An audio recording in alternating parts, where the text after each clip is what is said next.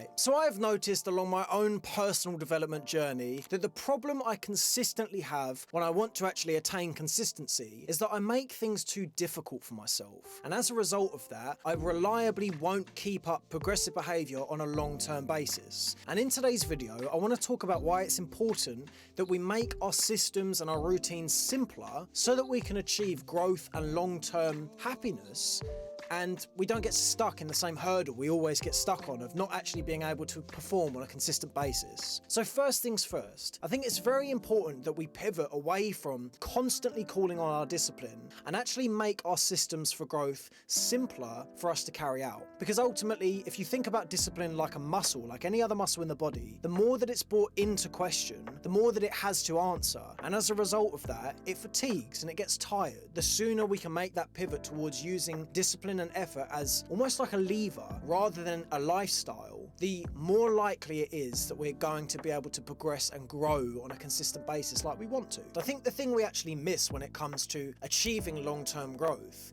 is that it's not about a lack of effort on our behalf or a lack of discipline, but rather an excess amount of friction in front of us to actually perform these progressive behaviours.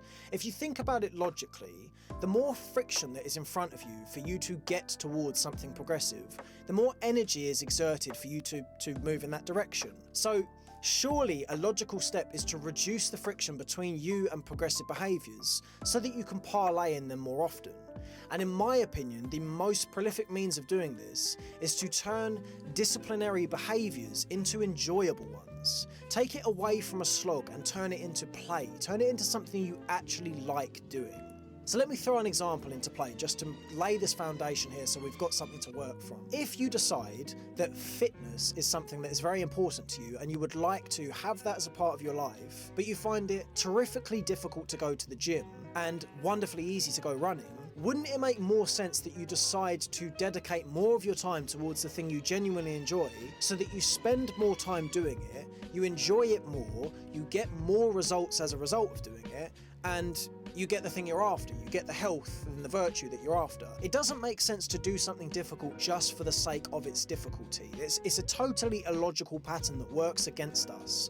And it's important to be aware of the fact that the more energy you put towards doing something that is diminishing in its returns, the less energy you can actually put towards the goal that you're after. I should put a personal example into play to flesh this out. I spent a terrific amount of time reading non-fiction books because I decided that there was a surplus reservoir of information to be found in them. And while that was true, I had absolutely no interest whatsoever in the content that I was reading. And in turn, I read a substantially less amount of non-fiction than I would if I'd chosen to read something else, like fiction, for example.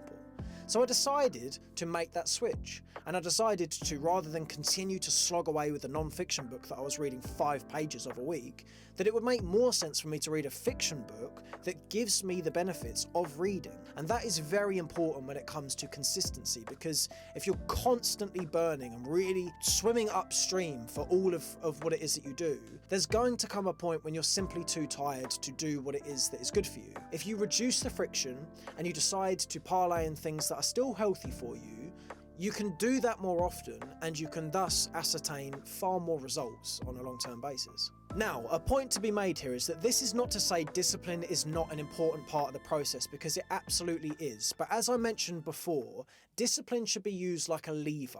If you reduce friction, discipline doesn't need to be called into action as often. And as a result of that, when you do decide, okay, rather than going for a run today because I've been running, I'm gonna go to the gym because I know it is useful for me to pick up some weights at some point in time, you can pull that lever because you've got the energy and you can thus get some results from that. For the most part, make your progressive behaviours ones that you enjoy, and then offer yourself that fuel and that extra kick in the form of discipline at the times that you need to pull that lever. There are things that are genuinely difficult. If you're going and doing a Tough Mudder, or you're deciding that you're going to meditate for 10 hours, that is going to take effort from you.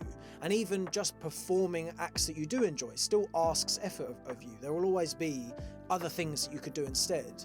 The point is, when you reduce the amount of load that discipline takes, it is far more capable of actually keeping up what it is that you're asking of your lifestyle.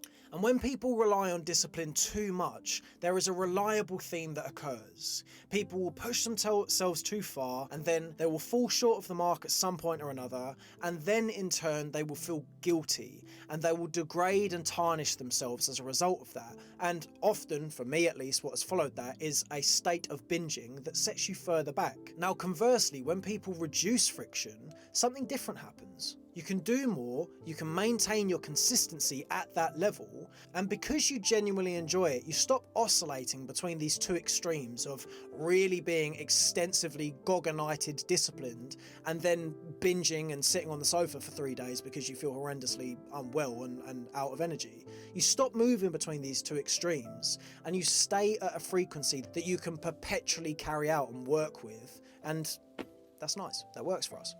So the advice I would put into play to take away from this video is this: don't choose to do the hardest thing or the most arduous of tasks for the sake of it, or even if you're aware of the fact that there is definite growth to be found within it. It doesn't make sense to do what doesn't work for you.